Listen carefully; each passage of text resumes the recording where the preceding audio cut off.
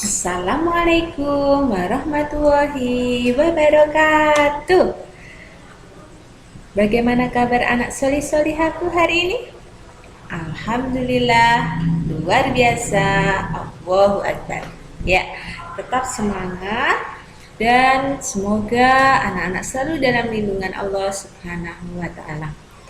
Anak-anakku, mari kita bertemu lagi belajar bersama di MI Muhammadiyah Terpadu Harapan Kota Magelang. Anak sori-sorihaku, tentunya sebelum kita belajar ke materi hari ini, kita berdoa bersama terlebih dahulu. Mari anak-anak kita berdoa. Berdoa yang khusyuk, berdoa dimulai. A'udzu billahi minasyaitonir rajim. Bismillahirrahmanirrahim. Raditu billahi rabba wa bil islami dina wa bi Muhammadin nabiyya wa rasula.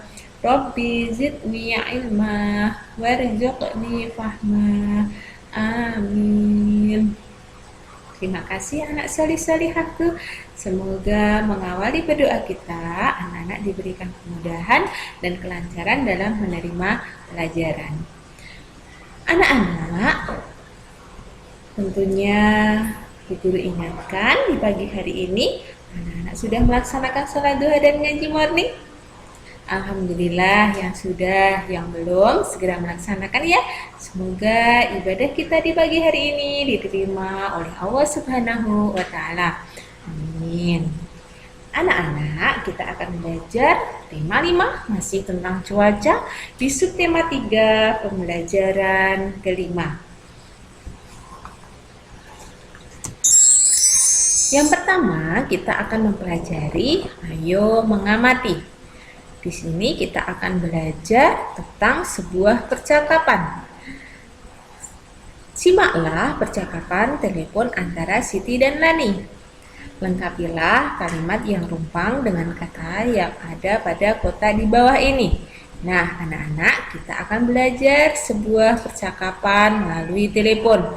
Nanti percakapan itu ada kalimat yang rumpang. Apa itu kalimat rumpang? Kalimat yang belum lengkap. Nah, anak-anak bisa pilih kata-kata pada percakapan telepon, ada kata-kata di bawah ini. Ada perakiraan, ada kata mendung, berawan, sepeda, batalkan, esok, hujan, dan kata cerah. Nah, perhatikan anak-anak percakapan berikut ini. Siti, halo, selamat siang. Bisa bicara dengan Lani?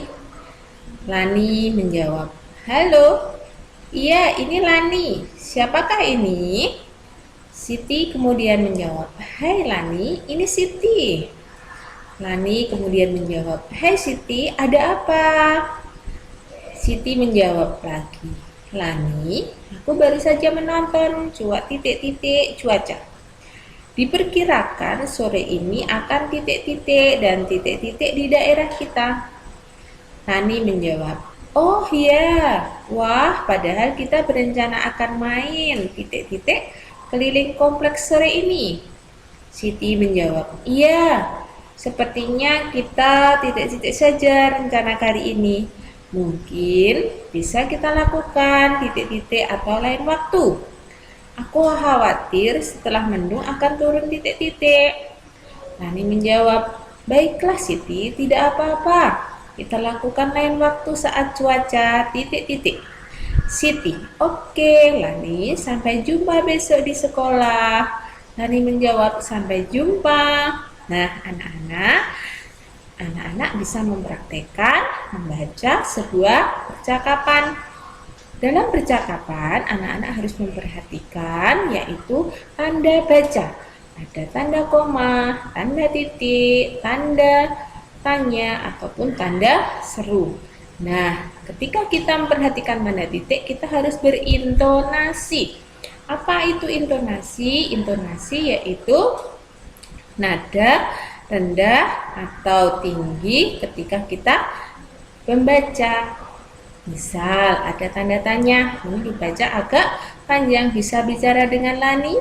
Nah, perhatikan ya anak-anak, seperti itu bisa kalian praktekkan, bisa dipelajari di rumah dengan membaca percakapan berikut ini, dan anak-anak bisa menulis percakapan di dalam buku tulis dan diisi titik-titik pada percakapan ini agar menjadi cerita yang lengkap. Nah, berikutnya kita akan mengamati yaitu jenis-jenis tarian di Indonesia. Yang pertama, tari Ratue Jaro dari Aceh. Perhatikan nih anak-anak. Ya, terlihat banyak peserta tari Ratue Jaro. Ya, dalam tarian ini harus dengan gerakan yang sedang, lambat, sedang, kemudian cepat. Nah, nanti bisa gerakannya menjadi sebuah tarian yang gerakan cepat sekali. Nah, jadi perlu adanya konsentrasi. Kemudian yang kedua, tari tortor. Ini dari Sumatera Utara, anak-anak. Perhatikan di sini. Ya. Pakaiannya dan gerakannya bisa dilihat. Kemudian yang ketiga, tari piring dari Sumatera Barat. Nah, ini propertinya karena tari piring, penari juga membawa sebuah piring dan ini pakaiannya ya. Kemudian yang keempat, tari serimpi dari Yogyakarta. Nah, ini ya anak-anak bisa dilihat, terlihat menarinya juga di rumah joglo. Ini juga berasal dari Jogja dan terlihat membawa jarit. Ini juga khas dari Jawa Tengah ya. Kemudian berikutnya ada tari balen dadas dari Dayak. Ya, ini bisa perhatikan. Kemudian yang berikutnya nomor 6, tari riok itu dari Ponorogo, Jawa Timur. Nah, ini propertinya ada barongannya. Lihat memakai barongan ya. Kemudian nomor 7, tari lenso dari Maluku. Nah, ini terlihat gerakannya sepertinya lembut ya, halus. Kemudian propertinya bisa dilihat para penari membawa kain kecil ya. Kemudian yang terakhir, tari pendek dari Bali. Nah, ya anak-anak bisa dilihat tari pendek ya yang berasal dari Bali. Nah, itu tadi kita mengenal jenis-jenis tarian yang ada di Nusantara. Nah, kemudian kita akan berlatih ya. Kita berlatih berhitung tentang penjumlahan pecahan. Masih sama, kita menghitung pembilang yang jumlahnya berbeda dan penyebut yang sama. Nah, contoh di sini nomor 1. Selesaikan soal di bawah ini. Seorang petani memiliki sepetak sawah. Ia mencangkul 1/4 bagian sawah. Kemudian ia mencangkul lagi 2/4 bagian sawah. Berapa bagian sawah yang telah dicangkul petani? Nah, anak-anak bisa menjawab di sini dengan caranya, yaitu petani yang pertama mencangkul 1/4, berarti ditulis 1/4. Ditambah mencangkul lagi petani dengan 2/4 bagian sawah, ditambah 2/4 bagian sawah, sama dengan berapa anak-anak? Ya, bagus, 3/4 bagian sawah. Nah, itu contohnya cara kita menyelesaikan penjumlahan pecahan.